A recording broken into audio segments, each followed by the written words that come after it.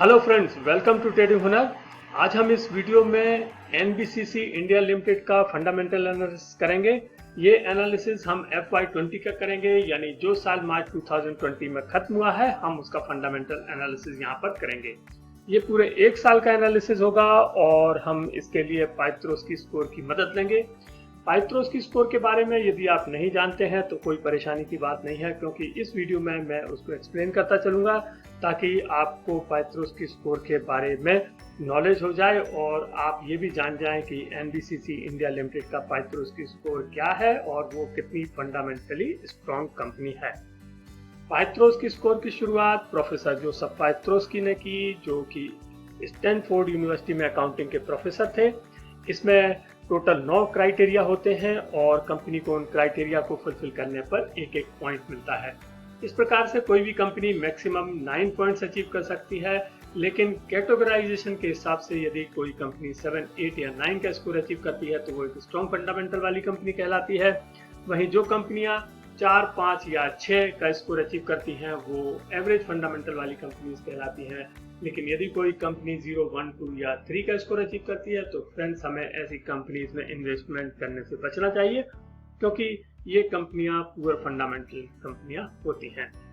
तो हम इस एनालिसिस को करेंगे। यहाँ पर हम 3 राउंड लेंगे और इसमें जैसा कि आप अपनी स्क्रीन पर देख रहे हैं, हमारे जो 3 राउंड होंगे वो होंगे प्रॉफिटेबिलिटी, जिसमें 4 क्राइटेरिया होंगे, लीवरेज जिसमें 3 क्राइटेरिया होंगे और ऑपरेशनल एफिशिएंसी जिसमें 2 क्राइटेरिया होंगे। तो हम इन 9 क्राइटेरिया को इन 3 राउंड्स में कवर करेंगे और उसके बाद में हम डिस्कस करेंगे अपने ग्रे एरियाज के बारे में। फ्रेंड्स, हमने ये ग्रे एरिया का जो सेक्शन है अपने वीडियोस में वो नया इंट्रोड्यूस किया है और वो इसलिए किया है ताकि हमें ये पता चल सके कि कंपनी ने कौन कौन से ऐसे पॉइंट्स हैं जो वो अचीव नहीं कर पाई है और कंपनी के वो ग्रे एरियाज कहलाते हैं, यानी कंपनी वहां पर बेटर कर सकती थी लेकिन क्या वजह है जिनकी वजह से वो बेटर नहीं कर पाई है। ये सब हम आपको दिखाएंगे डाटा के साथ में। हम आपको बैलेंस शीट और प्रॉफिट एंड लॉस भी दिखाएंगे कंपनी का, और जहां पर भी कोई कमी रही है उसके बारे में हम डिस्कस करेंगे। तो ये सारी चीजें आप अंत तक देखते रहिए इस वीडियो को। हम ग्रे एरियाज में इसके बारे में डिस्कशन करेंगे। और अभी आप जो हमारा डिस्क्लेमर देख रहे हैं ये हमारी वेबसाइट www.tradinghunar.com पर भी अवेलेबल है। तो फ्रेंड्स, हम शुरू करते हैं इस वीडियो को और यहाँ पर हम लेते हैं अपना सबसे पहला राउंड, जो कि है प्रॉफिटेबिलिटी का राउंड। इसमें 4 क्राइटेरिया होंगे। आइए देखते हैं कंपनी कैसे परफॉर्म करती है। तो यहाँ पर जो सबसे पहला क्राइटेरिया है वो है पॉजिटिव नेट इनकम का। हमें ये देखना है कि कंपनी की जो नेट इनकम है ड्यूरिंग द करंट ईयर वो पॉजिटिव है या नहीं है। हमें अमाउंट से कोई मतलब नहीं है। तो यहाँ पर हम देखते हैं कि कंपनी की पॉजिटिव इनकम है या नहीं है। तो इसके लिए हमने कंपनी का डाटा देखा और जैसा कि आप अपने स्क्रीन पर देख रहे हैं ये पहला कॉलम है मार्च 2020 का, यानी करंट ईयर का। तो इसमें हमने चेक किया कि कंपनी का जो नेट प्रॉफिट है वो है 99.01 करोड़। ये एक पॉजिटिव फिगर आया है। तो हम यहाँ पर कंपनी को देते हैं 1 पॉइंट और हम चलते हैं अपने दूसरे क्राइटेरिया की ओर, जो कि है पॉजिटिव रिटर्न ऑन एसेट। हमें ये चेक करना है कि कंपनी का जो रिटर्न ऑन एसेट है वो पॉजिटिव है या नहीं है। तो इसके लिए हम चेक कर रहे हैं।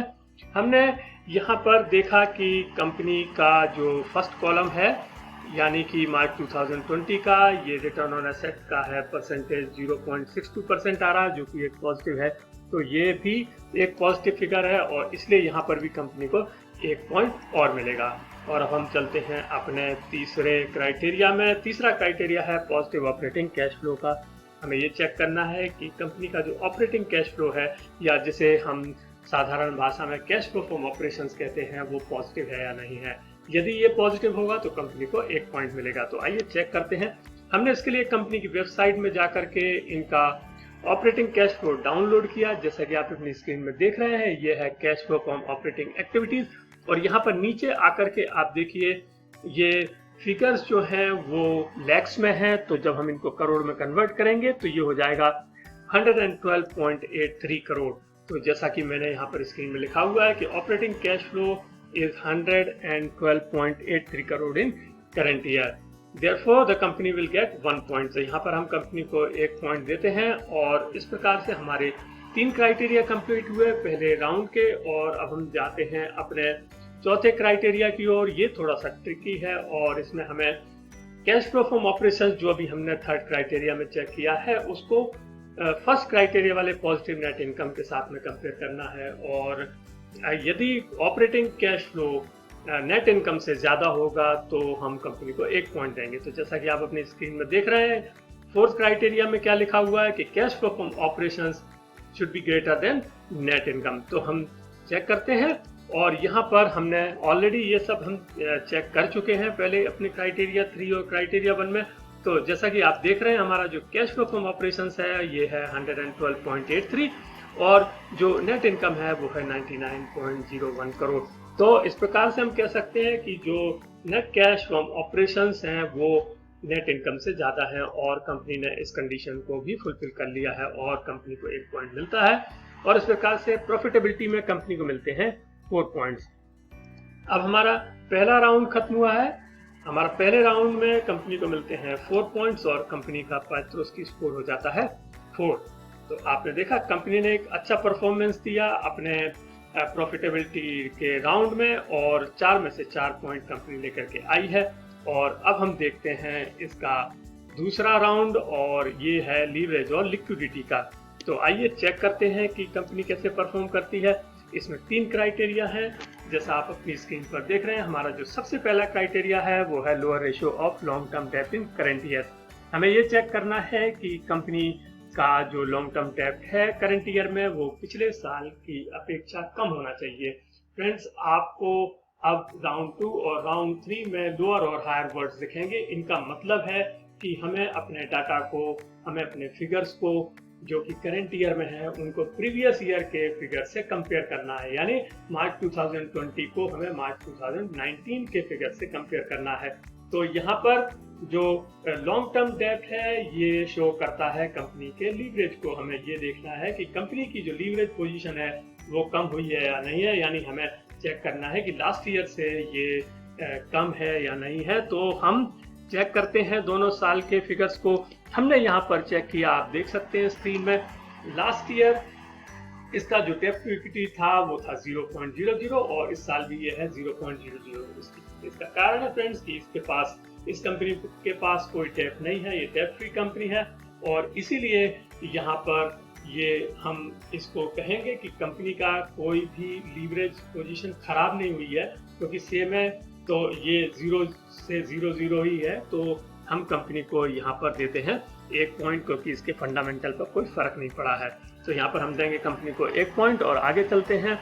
हमारा जो नेक्स्ट क्राइटेरिया है वो है हायर करंट रेशियो का। फ्रेंड्स, करंट रेशियो इंडिकेट करता है कंपनी की लिक्विडिटी को, और इससे हमें ये पता चलता है कि कंपनी के एसेट्स और कंपनी के लायबिलिटीज में क्या डिफरेंस आया। तो यहाँ पर हम चेक करते हैं और देखते हैं लास्ट ईयर के और इस साल के फिगर को कंपेयर करके। तो लास्ट ईयर हमने देखा था कि कंपनी का जो करंट रेशियो था वो था 1.08, जो कि इस बार बढ़ गया है, यानी कि कंपनी की लिक्विडिटी बढ़ी है और ये बढ़ करके 1.11 हो गया है, जो एक अच्छी बात है और कंपनी के फंडामेंटल को ये इम्प्रूव करता है, और इसलिए हम कंपनी को देंगे 1 पॉइंट। तो यहाँ पर हम कंपनी को देते हैं 1 पॉइंट और हम आगे चलते हैं और हम जाते हैं अपने तीसरे क्राइटेरिया में, और ये क्राइटेरिया है लैक ऑफ शेयर डाइल्यूशन। हमें ये चेक करना है कि कंपनी का जो शेयर्स हैं वो डाइल्यूट नहीं हुए हैं। शेयर डाइल्यूशन का मतलब है कि यदि कंपनी ने कोई नए इक्विटी शेयर इशू किए होंगे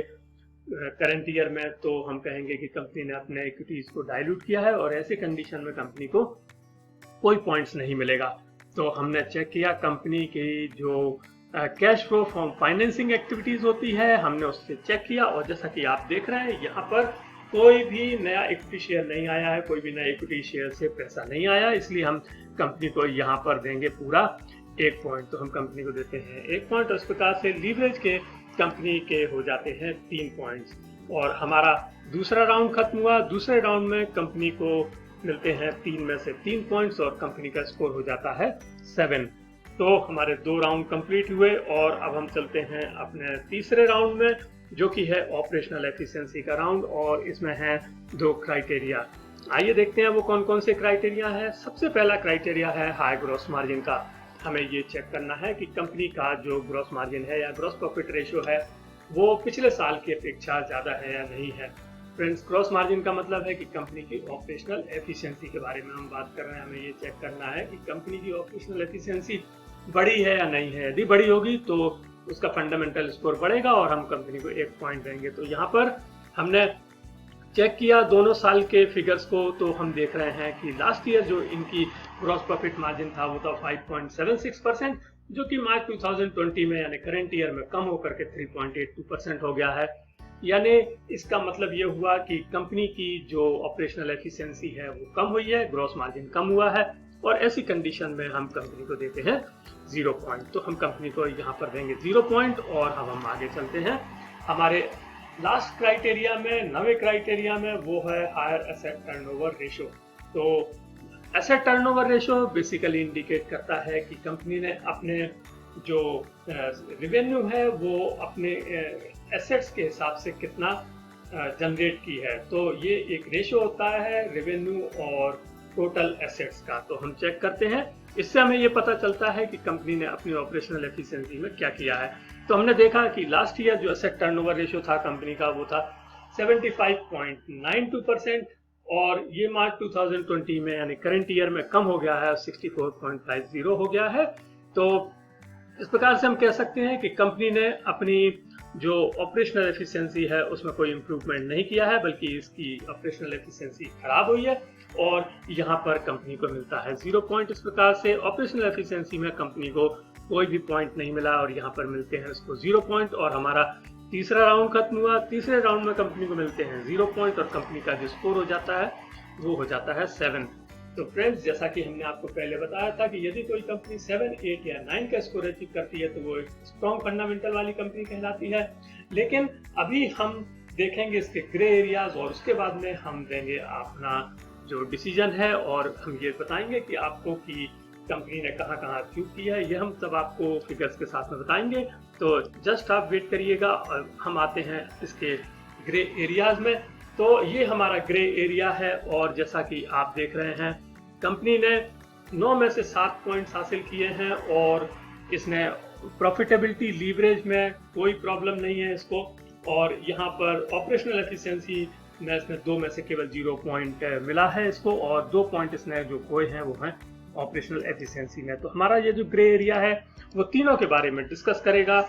और जैसा कि आप देख रहे हैं प्रॉफिटेबिलिटी में कोई इश्यू नहीं है, 4 में से 4 पॉइंट्स मिले हैं कंपनी को, और लीवरेज में भी कोई इश्यू नहीं है, कंपनी को 3 में से 3 पॉइंट्स मिले हैं। लेकिन यदि हम ऑपरेशनल एफिशिएंसी की बात करें, कंपनी की मेन प्रॉब्लम है ऑपरेशनल एफिशिएंसी, और इस ऑपरेशनल एफिशिएंसी में हम देख रहे हैं कि कंपनी का जो ग्रॉस मार्जिन है लास्ट ईयर जो एबिट था वो 6% था, जबकि इस साल ये कम होकर के 4% हो गया है, और इस वजह से इनका जो ग्रॉस मार्जिन है वो कम हुआ है। जैसा कि आप देख रहे हैं स्क्रीन में, इनकी सेल 9,942 करोड़ से कम होकर के 8,087 करोड़ हो गई है, जो कि कम हुई है। जबकि इनका जो एबिट है यानी कि जो earning before interest and tax, जो कि ऑपरेशनल प्रॉफिट कहलाता है, ये 569 से 302 करोड़ हो गया है।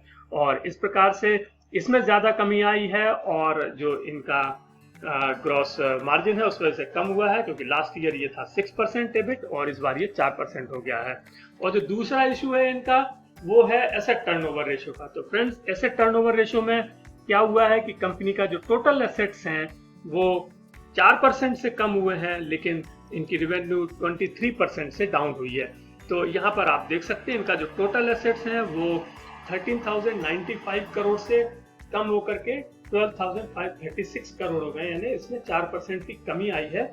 लेकिन इनकी सेल्स भी 4% ही कम होना चाहिए थी, लेकिन ऐसा नहीं हुआ है, और सेल्स हुई है इनकी 23% से कम, जो कि आप देख सकते हैं। और ये है 9,942 करोड़ से 8,087 करोड़ हो गई है। तो ये लगभग 23% का इसमें कमी आई है। तो यहाँ पर इनका जो एसेट टर्नओवर रेशियो है वो खराब हो गया है। तो ये आप देख रहे हैं। तो फ्रेंड्स, यहाँ पर कंपनी को 2 पॉइंट्स इनके जाते हैं ऑपरेशनल एफिशिएंसी में, और इस प्रकार से कंपनी एक स्ट्रॉन्ग फंडामेंटल वाली कंपनी तो है, लेकिन इनकी जो ऑपरेशनल एफिशिएंसी है वो बहुत ज़्यादा पुअर है, और वहीं पर इनके 2 पॉइंट्स कट हुए हैं। तो फ्रेंड्स, आपको ये वीडियो कैसा लगा? यदि आपको वीडियो अच्छा लगा हो तो प्लीज़ लाइक कीजिएगा और शेयर कीजिए, और यदि आपने अब तक हमारे चैनल को सब्सक्राइब नहीं किया तो प्लीज़ हमारे चैनल को सब्सक्राइब कीजिएगा और बेल आइकन को प्रेस कीजिए। फ्रेंड्स, यदि आप अपने पसंद का कोई कंपनी का फंडामेंटल एनालिसिस का वीडियो चाहते हैं तो प्लीज़ आप इसके कमेंट बॉक्स में लिखिएगा। हम कोशिश करेंगे उस कंपनी का फंडामेंटल एनालिसिस करने की और उसका वीडियो बना करके पोस्ट करने की। तो फ्रेंड्स, आपने जो समय इस वीडियो को देखने के लिए दिया है उसके लिए बहुत बहुत धन्यवाद। Thank you.